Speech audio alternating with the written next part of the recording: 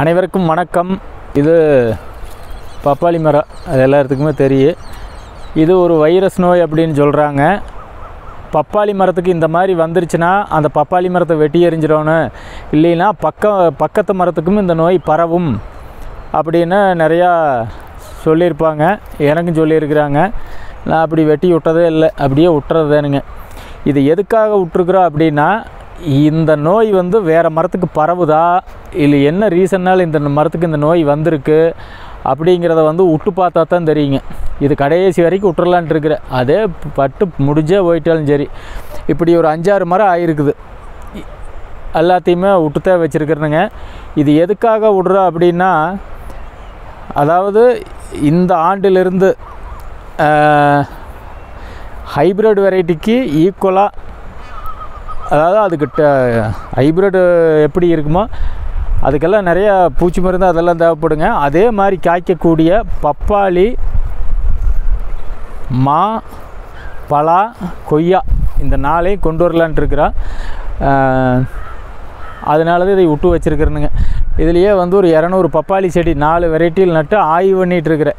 இது எப்படி வருது, எவ்வளோ தாக்கு பிடிக்குது அப்படின்னு பார்க்குறதுக்காகங்க. அதில் இது ஒரு வெரைட்டிக்கு இப்படி வந்திருக்குது, விட்டுருக்குற பார்க்கல என்னதான் ஆகுதுன்னு. ஒரு வேளை தோப்பே போயிட்டாலும் இதோட போயிடணுங்க, அப்புறம் வேறு வெரைட்டி எடுத்து டெவலப் பண்ணிக்கலாம்.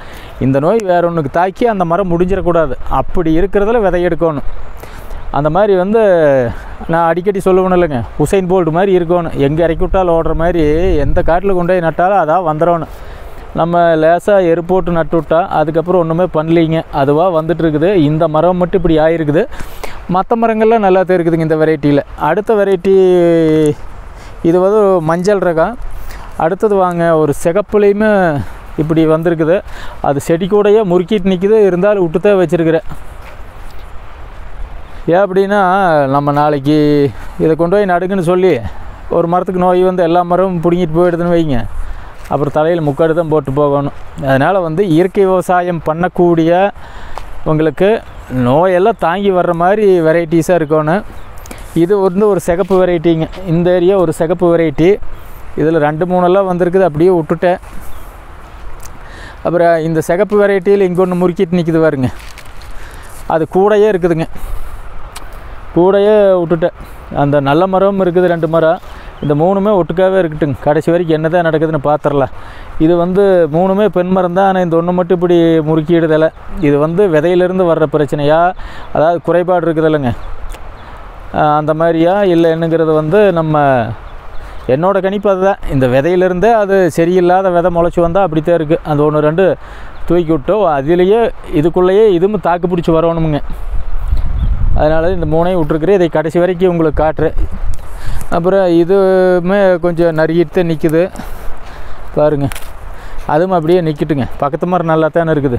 அப்புறம் அங்கே ஒன்று முறுக்கிட்டு நிற்குதுங்க. இதுகளை எல்லாம் வந்து வெட்டி எறிஞ்சோ இதுக்கு வைத்தியம் பார்த்தோ நம்ம அடுத்த தலைமுறைக்கு ஒரு வீரியமான வித்தை கொடுத்துட்டு போக முடியாது. அதனால் இங்கே எல்லாம் தாக்கு பிடிச்சி வர்றது தான் வந்துக்கணும், இல்லைன்னா நம்ம நர்சரியில் எதுவுமே அதான் டிஸ்குவாலிஃபை ஆகி போயிடணுமுங்க. அதான் குவாலிஃபை ஆகிறது ஆகாததெல்லாம் அதனுடைய கையில் தான் இருக்குது. இது அடியில் ஒன்று முறுக்கிட்டு நிற்கிது பாருங்க. சரி, என்ன தான் நடக்குதுன்னு பார்ப்போமே. பக்கத்து நோய் பக்கத்து மரத்துக்கு வருதா, இல்லை இதே தாக்கு பிடிச்சி வந்துக்குதான்னு பார்த்துடலாங்க. ஒன்று அங்கே 2 இருக்குது, எல்லா வெரைட்டிலையுமே வருதுங்க. இது எதனாலேயும் கண்டுபிடிச்சிருவோம். ஆனால் இதிலெல்லாம் ரசாயன பயன்பாடு எதுவுமே இல்லாத பூமி தான். வாங்க அந்த பக்கம் ஒன்று நிற்கிது. அதனால் இதனால் பிரச்சனை வராதுங்கிறது என்னோடய கணிப்புங்க. இதை எல்லாருமே தெரிஞ்சுக்கணுமில்ல, யாரோ ஒருத்தர் இதை ஆய்வு பண்ணி சொன்னால் தானே தெரியுமுங்க. எருக்கல் செடியெல்லாம் உள்ளே விட்டு வச்சுருக்கிறேன். இது ஆண்மரம். சரி, ஆண்மரம் இருக்குன்னு விட்டு இது ஒரு வெரைட்டிங்க. இதுலேயுமே ஒரு செடி இப்படி தான் நிற்குது. அது என்னென்னா அதே போயிருமுங்க. அப்புறம் இதிலிருந்து உங்களுக்கு ஒரு 10 ரகம் செலெக்ஷன் பண்ணியிருக்கிறேன், கமர்ஷியலாக எடு வர்ற மாதிரிங்க. அதே மாதிரி சாப்பிட்டா அவ்வளோ ஆனந்தமாக இருக்குது. அந்த மாதிரி வெரைட்டி செலெக்ஷன் பண்ணிகிட்டே வந்துட்டுருக்குறோம். இந்த பப்பாளி காடே வந்து ஆய்வு பண்ணி அடுத்தது வந்து கமர்ஷியலாக நடுறதுக்கு விதை எடுத்து கொடுக்குற மாதிரி. முந்தா நாள் என்னை ஒருத்தர் கேட்டாருங்க, ஒரு நாள் விட்டு ஒரு நாள் 2 டன் பப்பாளி பழம் தேவைப்படுது, கொடுக்க முடியுமான்னு. அத்தனையெல்லாம் கொடுக்குறதுக்கு யாருங்க பப்பாளி மரம் நட்டு வச்சுருக்கிறேன். நாட்டு மரம், நாட்டு ரகம் வேணும்னு கேட்டார். நாட்டு பப்பாளி அந்த 2 டன் கேட்டார். அப்படியெல்லாம் யாரும் இல்லைங்க, நான் தான் ஒரு 250 மரம் நட்டுருக்கிறேன், அது இன்னும் காப்புக்கு வரல, காப்புக்கு வரட்டுன்னு சொல்கிறேன்னு அப்படின்னு ஒரு அங்கே ஒன்று முறுக்கிட்டு நிற்குதுங்க. அதனால் இதெல்லாம் பிரச்சனை வராதுங்க. அது வந்தால் அது போயிட்டு அதோடு அதை காலி வேண்டிடுவோம். அதை வச்சுட்டு எத்தனை நாளைக்கு இழுக்க முடியுங்க? இனி வரக்கூடிய கால சூழ்நிலைக்கு இது ஒன்று பாருங்க, ஆண்மரமாக வந்து உள்ளே முறுக்கிடுது, அவ்வளோதான், அதுவும் முடிஞ்சு போயிடு. ஆனால் இந்த பெண்மரம் நல்லா இருக்குது பாருங்க. இது நம்ம பிரபாகரங்கிட்டேருந்து எடுத்துகிட்டு வந்தது, ப்ரஷ் கட்டர் பிரபாகர அவர் கொடுத்தார், மஞ்சள் வெரைட்டி, எல்லாமே பூ வந்துருச்சுங்க. அதே மாதிரி இந்த வருஷத்துலேருந்து கமர்ஷியலாக கொண்டு வந்துடுறது, அதாவது வந்து இதை விவசாயமே பண்ணுற மாதிரி கொண்டு வந்துடலாம். முக்கியமாக முதல்ல இந்த ஒரு 4 வெரைட்டி கையில் எடுக்கிறோம். கொய்யா, பப்பாளி, மா, பலாங்க, இந்த 4ஐயுமே வணிக ரீதியாக பயிரிடக்கூடிய அளவுக்கு டெவலப் பண்ணி கொடுக்குறேன். அப்புறம் வரக்கூடிய ஆண்டுகளில் ஒன்றொன்னா டெவலப் பண்ணலாங்க. முக்கியமான பழங்கள், நோயை தீர்க்கக்கூடிய பழங்கள், அந்த மாதிரி டெவலப் பண்ணலாம். அப்புறம் நாவல் வந்து கொஞ்சம் கவனம் செலுத்திட்டு இருக்கிறேங்க. நாவலுமே எதிர்காலத்துக்கு தேவை. கொடுக்காப்புளி தென் மாவட்டங்கள் எல்லாம் நடுற மாதிரி ஒரு 4-5 ரகம் செலெக்ஷன் பண்ணி வச்சுருக்கிறேன். நானே நட்டுருக்கிற பூ எடுத்துருக்குது. அதிலிருந்து டெவலப் பண்ணலாங்க. எந்தெந்த வெரைட்டி எடுபடு, எது நல்லா காய்க்குது, எது இனிப்பு வருதுன்னு பார்த்தா அதையும் டெவலப் பண்ணலாம். அப்புறம் தென்னை வந்து மேற்கு கடற்கரை நட்டையில் விட அரசம்பட்டி தான் இருக்கிறதுல பெஸ்ட் வெரைட்டி. ஆனால் எதை போய் கேட்டிங்கனாலும் அரசம்பட்டின்னு சொல்லிடுறாங்க. தென்னையில் அதை செலக்ட் பண்ணணுங்க. ஏன்னா இங்கே இருக்கிற மேற்கு கடற்கரை நட்டையெல்லாம் வந்து நோய்க்கு தாங்குமாங்கிறது சந்தேகம். இன்னும் 10 வருஷத்தில் எல்லாத்தையுமே புதுசாக கட்டமைச்சு கொண்டு வரணுமுங்க. இப்போ இருக்கிற ஹைப்ரிட்டு, இந்த ஆளும்பாலும் கிராஸ் வெரைட்டிகள்லாம் வந்து இல்லாமல் அப்படியே காணாமல் போயிருமுங்க. அந்த ஹைப்ரிட் எல்லாம் உள்ளே கொண்டு வந்து நட்டதுக்கப்புறம் தான் பப்பாளி மரத்துக்கெல்லாம் இத்தனை நோயே வந்துச்சு. இல்லைன்னா முந்தி பப்பாளி மரம் தானாக குருவியோடு தானாக முளைச்சி தானாக வந்து தானாக காய்க்கி அப்படியே போயிட்டே இருக்கிறதுனுங்க. அது மாதிரி நண்பரது போய் எடுத்து போடுறனுங்க. அவரது வந்து எப்படின்னா அவங்க பப்பாளி மரமே நடவே இல்லை. அந்த வீடியோலும் கூட பப்பாளி இப்போலாம் இருக்கும்போது சொல்லியிருப்பேன். காக்கா குருவி போட்டு தானாக முளைச்சி அதுவாக வந்து அதிலிருந்து விழுந்து அதாக முளைச்சி அப்படியே ஆகிட்டு இருக்குதுங்க.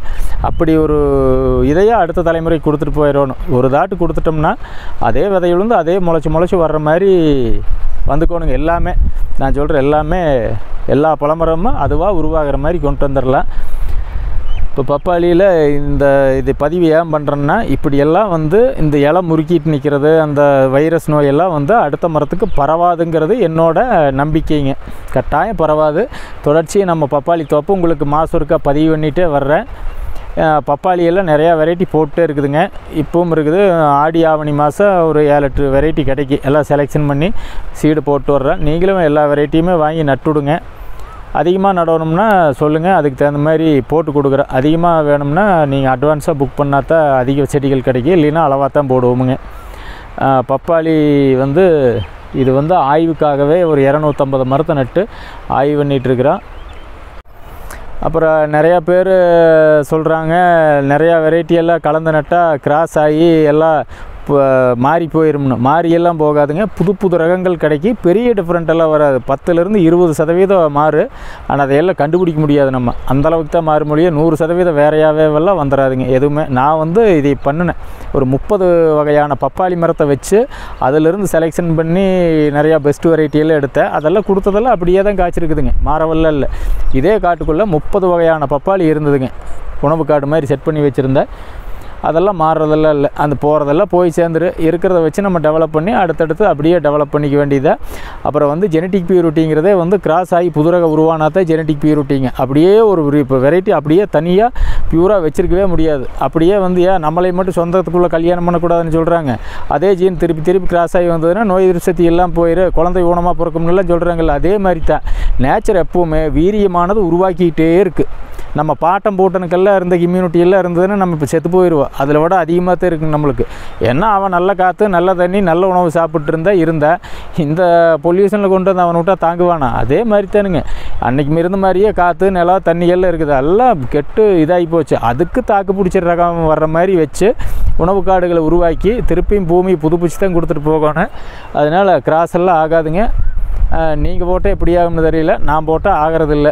அதே தான் வருது, கிராஸெல்லாம் ஆகிறது இல்லைங்க. இதெல்லாம் எப்படி வருதுன்னு இன்னும் ஒரு வருஷத்தில் எல்லாம் தெரிஞ்சிரு.